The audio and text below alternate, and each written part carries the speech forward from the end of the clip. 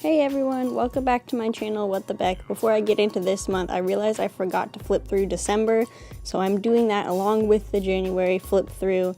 But since that's out of the way now, I just want to say thank you to all my new subscribers from Cindy's podcast. It really means a lot to me that you checked out my channel and what I do, and I'm really excited to have you here. And one thing I really value is comments, and I really like talking to you. So if you leave me a comment, I'll be sure to heart it, like the original poster of YouTube can heart a comment. I'll heart all of your comments until I can't anymore, and that should be not for a while now. So I'll always heart your comments and keep them coming. So for February, I didn't want to do a lovey-dovey theme, and it seems like most YouTubers don't. But I did want to do something that I really liked and something fun, because the past few themes that I did were kind of like muted, I guess. And so for this theme, I wanted it to be really bright and colorful, so I chose an aquarium. My dad actually has a huge aquarium that he got from a family friend when they moved, and we have been trying to inhabit it with like cichlids, I don't know how to say it. It's like a fancy type of tropical fish that he really likes, and he wants to have like a school of them in there. But we aren't at that point yet where we have actually gotten the fish. He's been doing a lot of research and buying the things that he needs to make sure the tank is up and running, and he wants to like fully automate it, so like there's a water filtering system so that he doesn't have to take out 50 gallons of water at once, and he doesn't have to feed the fish every day. He just has to replace the batteries and the food in the automatic feeder. And yeah, so that's his project that he's been working on.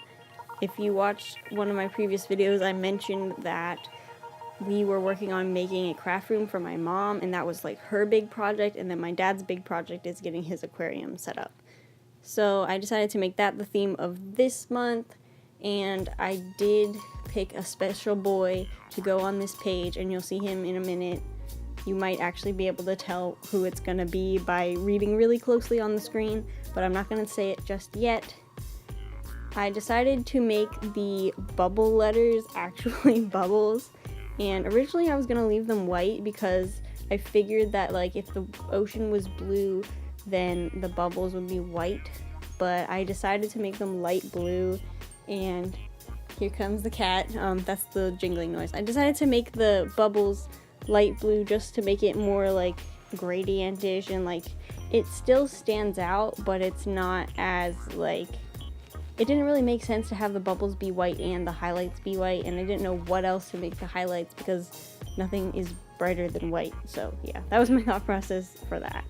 One of the reasons I was trying to stay away from the lovey-dovey theme things is, as you might know, I'm in a long-distance relationship, and there were some recent circumstances where it is revealed that I won't be seeing my partner for several months now, and I feel like it wouldn't be great for my mental health to have it like rubbed in my bullet journal that we aren't together. So I'm choosing to omit that theme and go for something a little bit more like fun and bright like this, which should be helpful because I am starting a new semester at school, and having my bullet journal be bright and colorful will definitely help me want to get the things in it done, because I like how it looks when you cross off things or you check them off in the little boxes.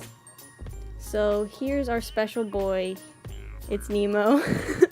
And I was going to attempt to draw him, but I just didn't have enough time, and I decided it's okay to print things out if it's going to be worth it to see it, you know? Like, I don't have to draw everything. So that was my idea, was just to print him out, throw him in there, and then we're good. So onto my habit tracker. It's pretty much the same as last time, except that I added a few extra rows. I actually found that I was forgetting to do my best and worst spread, so I made that a habit on the chart, and I also left space for more because I always get halfway through a month and I feel like I should have been tracking something else. So last month it was wearing my glasses, and then this month it was not doing my best and worst spread. So I decided to leave extra space, and I put those in, and then I left extra space in case I wanted to add anything else. And if I don't want to add anything else, I can either leave it blank, draw something, or just put washi there.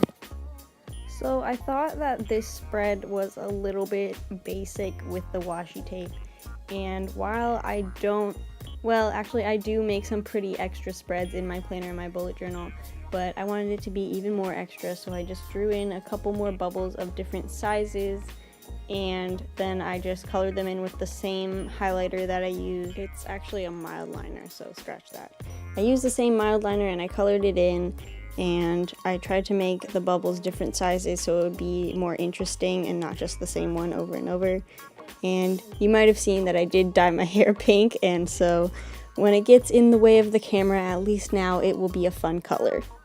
So onto my best and worst spread. For some reason I had a really difficult time designing this as a fish tank, which is what I wanted, and I hope it's conveyed that way. But basically I wanted the best and worst to be the title, and that would be on like the lip of the tank, because the tank that I have has like a little black thing around the top that you can rest a lid on, but it's just a lip by itself.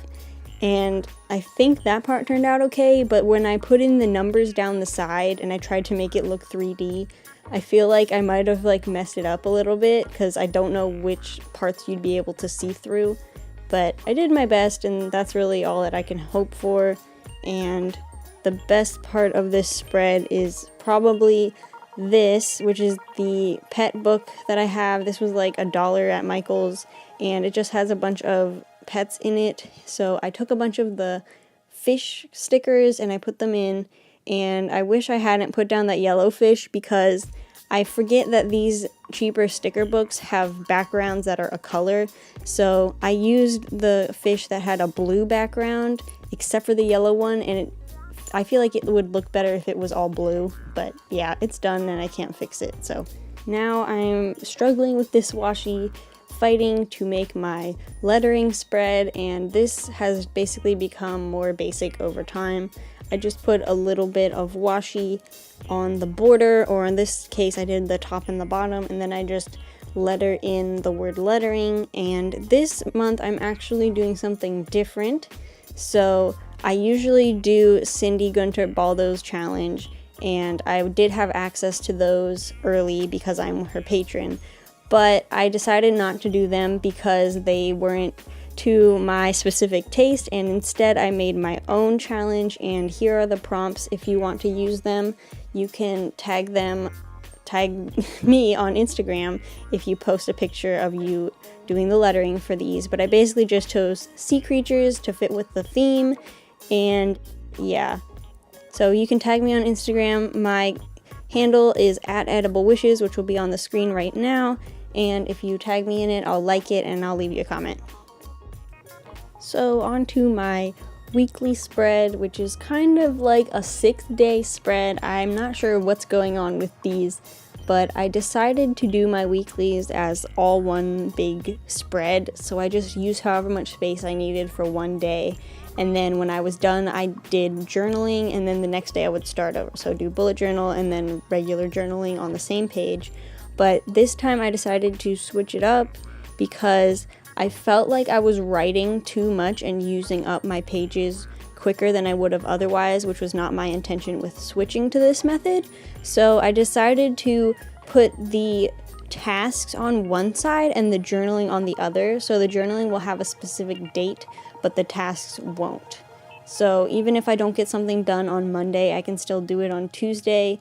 And I'm basically just going to add in the days so that I have a reference for what date it is when I'm looking at it, but really I just want everything to be crossed off by the end of the week. This was also my first time really utilizing the new journaling stickers from the Happy Planner, and I really like them. They're like neutral enough that they could go with anything, but I kind of wish that my journal wasn't cream colored so they would blend in, but I am able to deal with it, so it's fine. Then I just added in the dates for the days of the week, and then I went in and did some like stitching patterns. This isn't really on the theme, but I didn't want to draw a straight line, so I just jazzed it up. and I used my Inkjoy gel pens, which are my favorite. I used them to make the little pattern to separate the days, and I did mess up, but it really doesn't matter to me, so even though it's off by 1 square. And now for the final flip through, this is what this month ended up looking like. I'm actually really happy with the color scheme because they're just very bright and cheerful, which is what I wanted.